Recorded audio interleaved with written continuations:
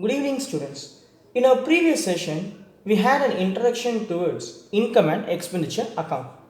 We saw what is an income and expenditure account, its nature, and why it has been prepared, and what we will derive by preparing the income and expenditure account. Now, we are going to look at the format of our income and expenditure account. As I said, the income and expenditure account will bear a heading, namely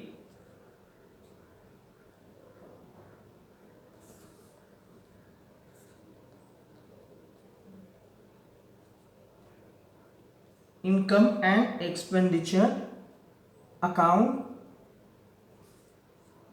of the name of the organization for the year ended.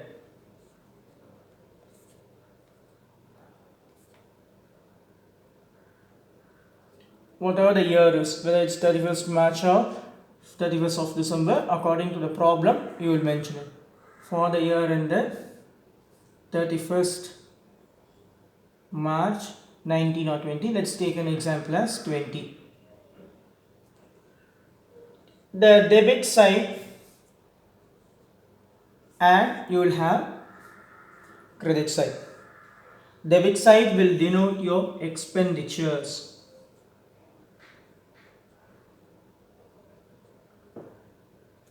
and amount in terms of rupees. Credit side will denote your incomes and amount in terms of rupees. As you all know very clearly that income and expenditure account is based upon the nominal account. It is constructed on the basis of the nominal account.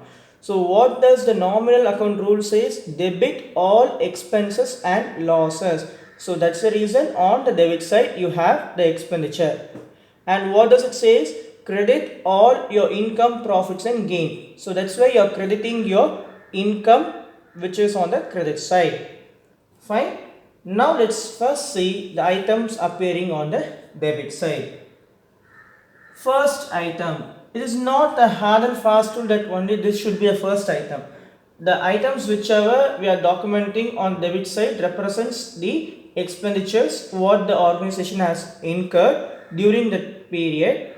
At the same time, the expenditure has to be revenue in nature, or the incomes can be revenue in nature because it records only recurring type of expenses and recurring type of income. They are called as revenue, expenditure and revenue incomes.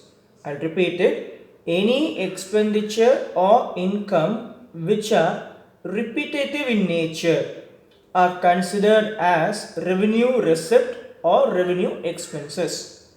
Right? So first you will write two salaries.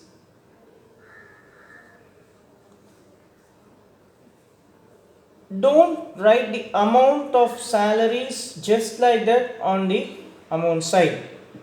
You just have to view the problem completely if there is any adjustments given up or any additional information is given up. Because as we already learned that income and expenditure account is following accrual basis of accounting, which means any expenditure which is paid as well as which has not been paid will be taken into accounting process, will be taken up for the computation process. So if you have any outstanding salaries to be paid out or any expenses which is having an outstanding payment yet to be made, then those outstandings has to be added. So you will add the outstanding salaries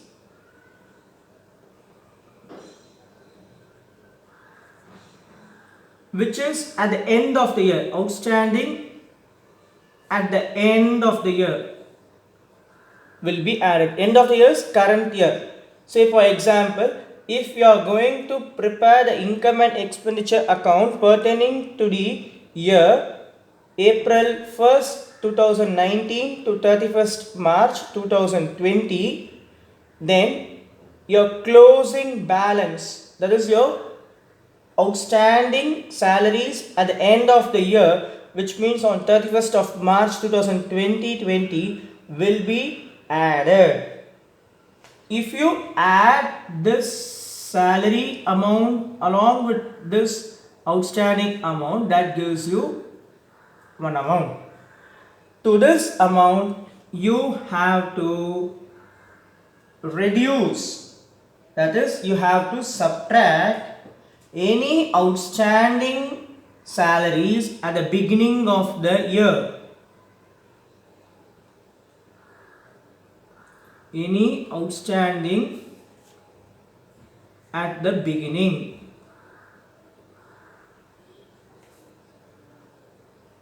Why? Because any outstanding which is in the beginning denotes to the previous year's closing balance. Say for example, if we are going to document the items pertaining to 1st April 2019 to 31st of March 2020, the beginning of the year, that is 1st April 2019, on that time or on that particular point of time, if you have any opening balance of outstanding salaries, that you have to eliminate it because it would have got added to the previous year's income and expenditure account. Can you able to understand? I repeat it. If you have any expenditure which is having an opening balance, then those expenditures has to be subtracted from the respective expenditures because it pertains to the previous year's closing balance, which would have already got added at that year's account. It would have already got added in that particular year's account. If you add along with current year, then it leads to double counting.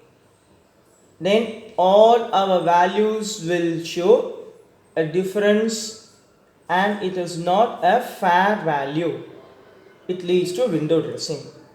So please be very cautious whenever there is any opening and closing balance. See to it that opening balance needs to be subtracted, whereas the opening closing balance needs to be added. Right? Moving on to the next item, rent. So if you are paying rent, that means if your building or your premises is not a own building or property, you pay rent, then the payment of rent seems to be recurring in nature. That rent amount you will document it in the amount column. So the final value of this will also be documented in the amount column. Next item, insurance premium. So the next item will be to insurance premium. Have to be very careful while you're dealing with those premium insurance values. There are chances of any prepaid expenses. So insurance premium could be paid in advance, so that becomes a prepaid expenses. If you have any prepaid expenses, then it has to be reduced. So less prepaid. So if you have made a payment well in advance towards the insurance premium, that value has to be subtracted. So if you do this, whatever the net result, that will be documented on the outside column. Any doubts so far? Fine. Next we are going to see the other item called audit fees. So two, audit fees. value will be documented in the outside column. The next item is printing and stationery. 2. Printing and stationery, value in the outer column. Then honorarium. 2. Honorarium.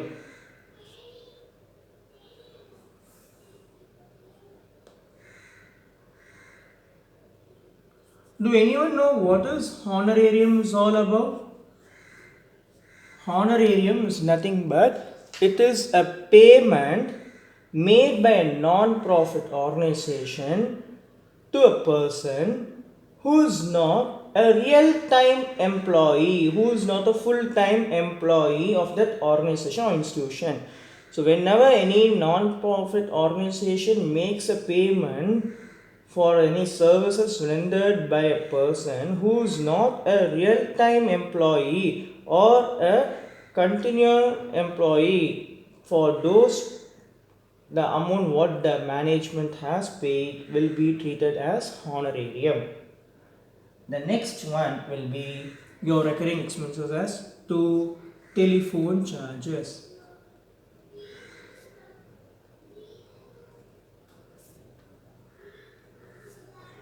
Telephone charges, which is also a recurring nature. Then any repairs which is frequent in nature.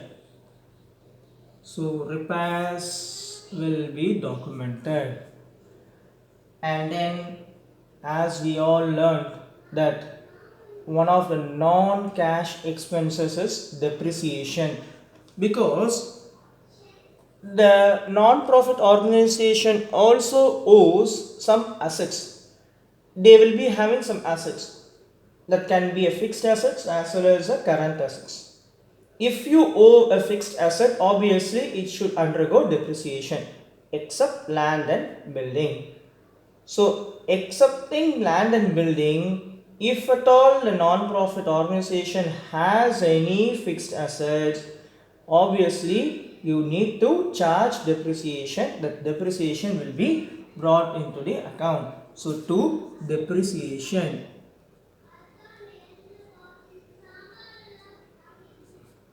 The value will be documented outside. The next one will be loss on sale of any fixed asset. If you incur any loss on sale of a fixed asset, then that loss needs to be recorded on the debit side, as the nominal account rule says very clearly, debit all your expenses and losses. Any doubt, students? Fine. So the loss on sale of fixed assets. 2. Loss on sale of fixed assets. The value will be documented. Next, if any sports materials that is being used, the value whatever you used will be documented on the debit side. So 2 sports materials used. 2 sports materials used.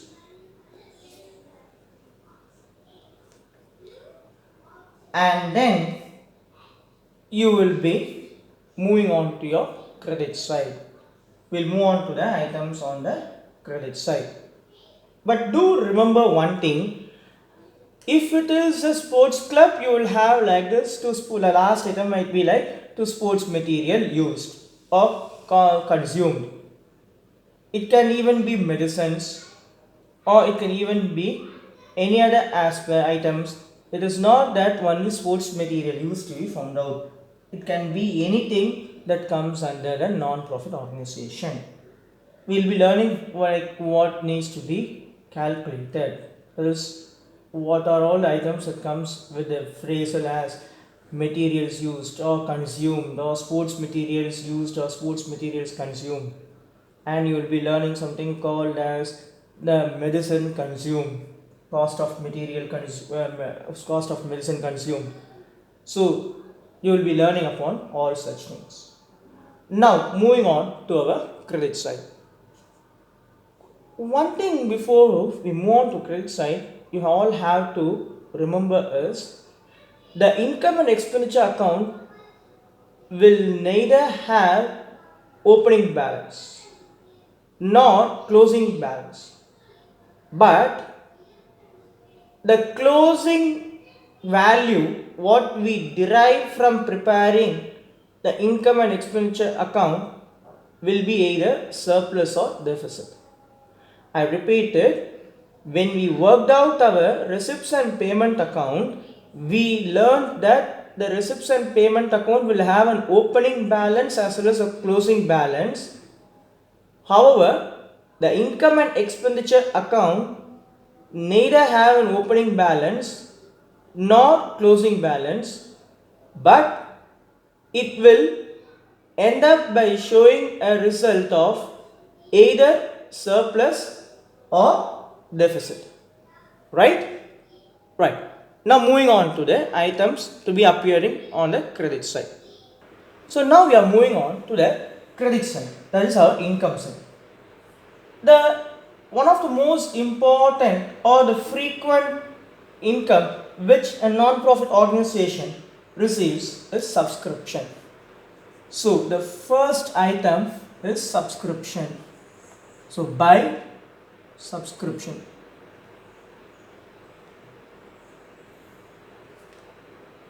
Again, there can be a possibility of subscription which is received but not paid. That means accrued subscriptions. That is income earned but not received. In the same way, subscriptions you would have received but not realized. So you have to add such type of items, and you also have to reduce certain subscriptions. What are they? Add the subscriptions outstanding at the end.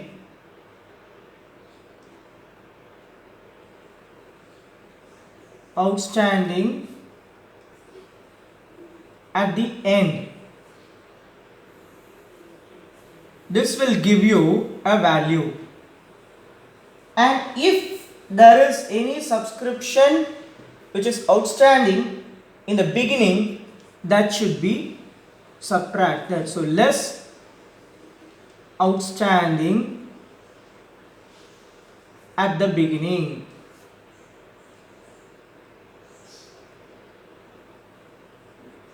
So subscriptions in the beginning to be reduced. This value, whatever you are getting it, will be on the outer column.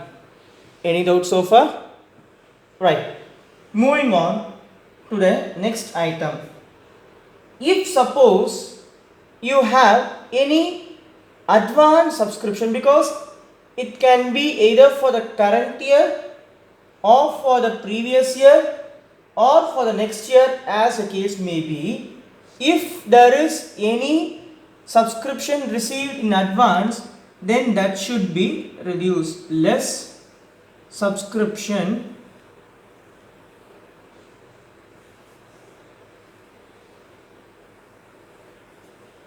in advance, the value to be reduced. So if that be the case, you will finalize the outer column. So suppose if you don't have any advance subscription, you will just drop the value in the outside column. If you have any subscription which is being received in advance, then from this value, if you reduce the value, that value to be dropped on the outside column. Any doubts so far? Right. Moving on to our next item, that is entrance or admission fee. Our next item is entrance or admission fee. So by entrance or admission fee.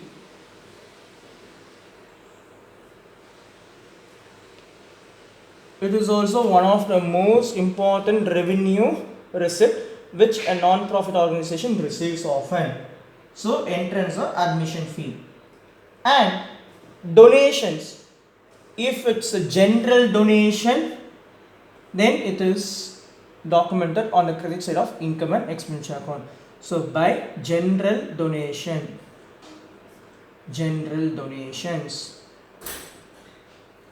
the value will be documented over here. And next one will be legacy donation, which is general. So by legacy donation, even if that is a general one, only then you can document it over here.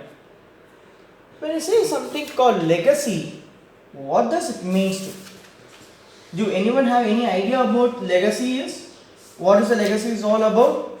Or from what source if you receive a fund that will be called as a legacy? Do anyone have any idea? Legacy is nothing but it is an amount received as a donation by a non-profit organization under will of a deceased person. The donor may or may not specify conditions for its use. In case no condition is specified, we will call those as general donation. Say for example, if there is one person called Mr. X who has enormous wealth, but he doesn't have any family members. So he decides to write all his property, as he decides to write a will that all his property values will be offered as a donation to a trust or to a temple or to any non-profit organization for the better development towards the society. So if that had been the case, then we call such funds which is received by that organization as a legacy. So in our case, if suppose Mr. X is offering all his wealth to ABC Sports Club for developing the sports people, then that fund which the ABC Sports Academy receives from Mr. X will be considered as legacy. So I hope you got the conceptual idea what legacy is all about. So any amount which is received under the will of a deceased person is called as legacy. And it is also quite often a non-profit organization will be receiving upon. The next one will be sale of old newspapers. So by sale of old newspapers, value in the outer column. Next one will be rent, which means suppose if you owe a building and you have lettered the building on a rental basis to someone else, then whatever the amount you receive as rent from that building is your receipt. It's an income and it's a revenue. It's a recurring in nature and it's a revenue receipt. So it should be documented over here. And then you will write there is any sundry receipts. If you have any sundry receipts, then it will be recorded over here by sundry receipts.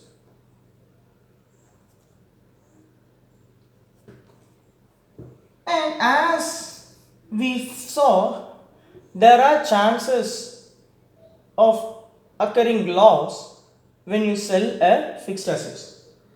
Similarly, there can also be chances of earning profit or gain you can incur when you sell any fixed assets.